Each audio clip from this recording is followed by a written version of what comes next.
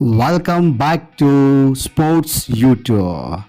Indian premier ಲೀಗ್ನ ಮೂರನೇ ಪಂದ್ಯದಲ್ಲಿ ಕೆಕೆಆರ್ ವೇಗಿ ಮಯಾಂಕ್ ಅಗರ್ವಾಲ್ ಅವರನ್ನು ಔಟ್ ಮಾಡಿ ಫ್ಲೈಯಿಂಗ್ ಕಿಸ್ ನೀಡಿದರು. ಇದೇ ಮಾದರಿಯಲ್ಲಿ ಕಿಸ್ ನೀಡುವ ಮೂಲಕ ರೋಹಿತ್ ಶರ್ಮಾ ಮಯಾಂಕ್ ಅಗರ್ವಾಲ್ ಅವರನ್ನು ಕಾಲೆಳೆದಿದ್ದಾರೆ. ಇದೀಗ ಹಿಟ್ ಮ್ಯಾನ್ ಅವರ ಫೋಟೋಗಳು ಸೋಷಿಯಲ್ ಮೀಡಿಯಾದಲ್ಲಿ ವೈರಲ್ ಆಗಿವೆ. ಇಂಡಿಯನ್ ಪ್ರೀಮಿಯರ್ ಲೀಗ್ನ 8ನೇ ಪಂದ್ಯದಲ್ಲಿ ಮುಂಬೈ ಇಂಡಿಯನ್ಸ್ ಹಾಗೂ ಸನ್ರೈಸರ್ಸ್ ಹೈದರಾಬಾದ್ ತಂಡಗಳು ಮುಖಾಮುಖಿಯಾಗಲಿದೆ. ಹೈದರಾಬಾದ್ನ ರಾಜೀವ್ ಗಾಂಧಿ ಸ್ಟೇಡಿಯಂನಲ್ಲಿ ಇಂದು ಈ ಅಭ್ಯಾಸದ ನಡುವೆ ಮುಂಬೈ ಇಂಡಿಯನ್ಸ್ ತಂಡದ ಮಾಜಿ ನಾಯಕ ರೋಹಿತ್ ಶರ್ಮಾ ಹಾಗೂ ಸನ್ರೈಸರ್ಸ್ ಹೈದರಾಬಾದ್ ಆಟಗಾರ ಮಯಾಂಕ್ ಅಗರ್ವಾಲ್ ಭೇಟಿಯಾಗಿದ್ದರು.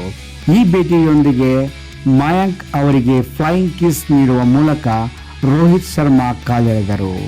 ಅಷ್ಟಕ್ಕೂ ರೋಹಿತ್ ಶರ್ಮಾ ಫ್ಲೈಯಿಂಗ್ ಕಿಸ್ ನೀಡಿ ಕಿಚಾಯಿಸಲು ಮುಖ್ಯ ಕಾರಣ ಕೆಕೆಆರ್ ತಂಡದ ಹರ್ಷಿತ್ ರಾಣಾ.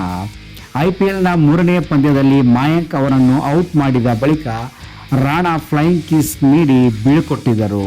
ಈ ವೇಳೆ ಮಯಾಂಕ್ ಅಗರ್ವಾಲ್ ಕೆಕೆಆರ್ ಆಟಗಾರನನ್ನು ಗುರಾಯಿಸಿದ್ದರು.